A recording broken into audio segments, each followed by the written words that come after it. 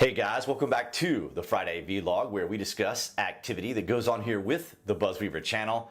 That includes things like current events, headlines that are in the news, pop culture, social media technology, and items of interest that come up during the week that allow us to have a little bit of a dialogue. If this is your first time here or you are a returning visitor and of course a very loyal subscriber, I want to thank all of you guys for your continued support. In gaming news this week, I have released the third game of Sid Meier's Civilization VI as Teddy Roosevelt and the Rough Riders. If you guys haven't had a chance to check that out, by all means, I'll leave a link for you up there in the top right-hand corner. It's been a lot of fun. I'm glad to be back playing Civ once again.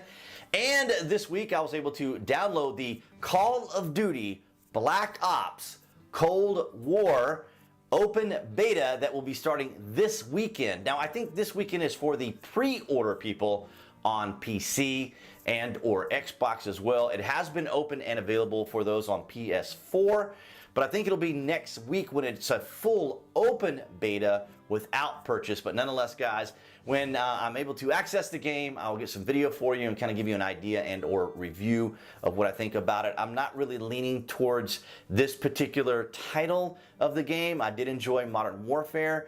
But if I do get in and I'll, give it a try and kind of see, I might get it when it goes on sale perhaps later on, maybe around, maybe they'll have a sale at Thanksgiving, maybe they'll have one at Christmas, and I'll consider it then. But nonetheless, I'll cover it when I'm able to access the game. All right, guys, so let's just get right into it. From the New York Post, Staten Island GOP turns tables on Trump-hating teen TikTok trolls. Thousands of teens tried to sabotage a Staten Island Republican rally last week by hoarding online tickets, just as they did to embarrass President Trump in Tulsa, Oklahoma in June. But the GOP bamboozled them into pouring nearly $16,000 into party coffers instead. You gotta love it. You gotta love when the trolls get owned for being trolls, because that's what they are. We had about 1,500 RSVPs from Staten Islanders. Then, all of a sudden, we started seeing numbers tick up to 10,000, 15,000, 75,000. Staten Island GOP Chairman Brenda Landry told the Post, "We knew something was not right, but they came prepared." To deter the troublemakers, Landry added a non-refundable $5 fee to the online sign-up form. So the trolls got trolled, and you have to love it, because as we discuss here on the channel, there are individuals out there, whether it's the Democrats, whether it's the mainstream media, whether it's people online, as we see daily, point scoring back and forth, trying to make the president look as bad as possible. It backfired. He's actually doing quite well. His rallies have been massive. He's recovering from his pandemic that we still can't say on YouTube without being demonetized. That's a whole other topic. But nonetheless, guys, I cannot tell you how satisfying this story was to bring to you guys this week. I'll leave a link to that article below this video. As of this week, the country is watching the confirmation hearing of Amy Coney Barrett, who is replacing former Justice Ruth Bader Ginsburg. And it has been a very interesting week, one that we could have anticipated and were kind of expecting.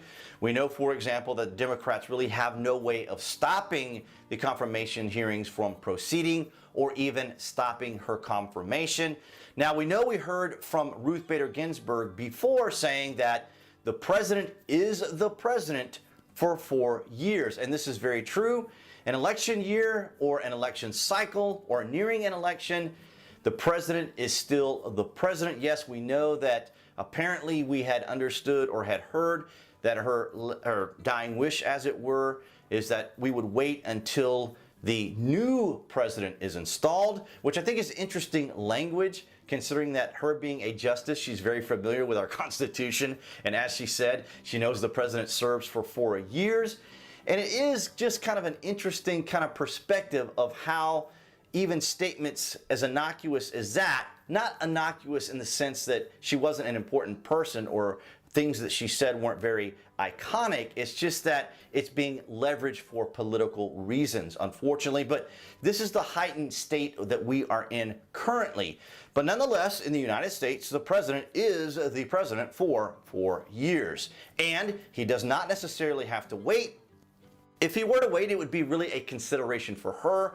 So this might have been just an opportunity for Democrats to kind of place yet another kind of social or personal type aspect of President Trump's character of not wishing someone of her statures kind of respecting her or whatnot. Of course, they're always going to turn it into Trump bad anyway. You know, orange man bad is the philosophy nonetheless. So what we're seeing, of course, is kind of a more tampered down version than what we saw with Brett Kavanaugh. And I hope everyone remembers what happened with Brett Kavanaugh, particularly with some of the candidates that were running as president. Cory Booker, Amy Klobuchar, and of course, Biden's pick as vice president, Kamala Harris. And we're seeing some of the other senators chiming in as well. But Amy Coney Barrett is on point. She knows that a lot of what they're trying to get her to ask is really based upon her personal beliefs, her ideologies, her philosophies, and worldview. But as they know, and we know, people can make distinctions. People can make objective opinions without allowing their personal feelings and or their political views to interfere with that. And that's basically all Amy has to do.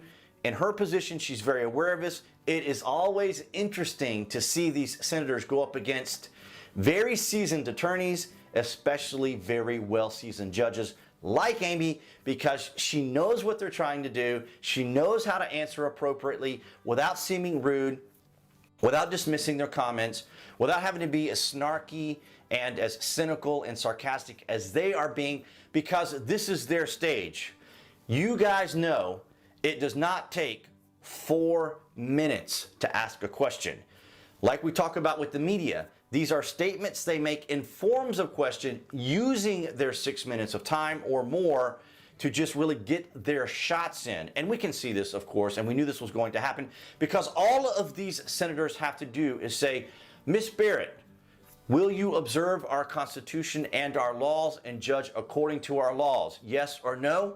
She responds, they're done. This is over within a few hours and we're done. But this is going to be an opportunity for Democrats to plug even more of their ideology and philosophy and narrative, as well as take cheap shots towards the president. And as we saw, I hope, again, I said, everyone remembers what Cory Booker, Amy Klobuchar, Kamala Harris, and what we saw from Dianne Assault Rifle Feinstein when she had that email exchange conversation with Christine Blasey Ford, who was hesitant to come forward, but they drug her along. Who knows what kind of promises or deals or whatever they made with her.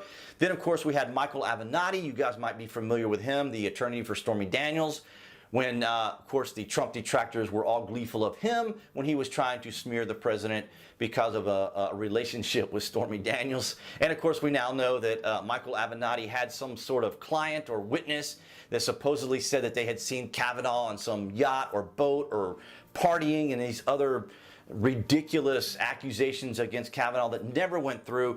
Even Christine Blasey Ford's relying of her story wasn't corroborated. In other words, maybe something had happened to her. That's unfortunate. However, it does not appear that Brett Kavanaugh was involved in any of that. And we learned all this later. Of course, there's no breaking news afterwards, of course, because the whole objective was to attack Kavanaugh's character. With Amy Coney Barrett, they're up against someone who's a very seasoned, very well informed professor of law. She knows what's going on. She knows how to respond. She knows how to deal with these individuals. And unfortunately, she's having to experience kind of similar attacks on her character, on her faith, on her family, because this is what opposition party line legacy type media individuals do. It's unfortunate. It's part of our system, and in this polarizing time that we're in right now, these are opportunities for that point scoring that we talked about. This is why I wanted to cover that TikTok story, because this is where we are right now at this heightened state of continuous point scoring.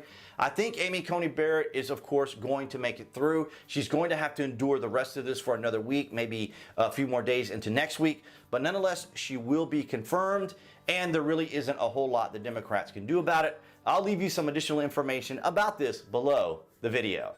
All right, guys, so that's going to wrap it up for this Friday vlog. Thank you so much for the likes, the shares, and the comments. You are always welcome to share this on your social media.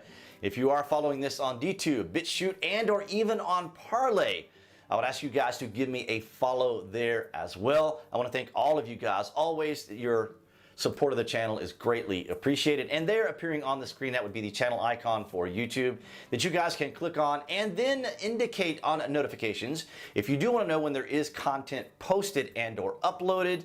If you guys just want to visit the channel periodically to check out videos, you can do that as well. But nonetheless, guys, I will see you right there behind the camera next week.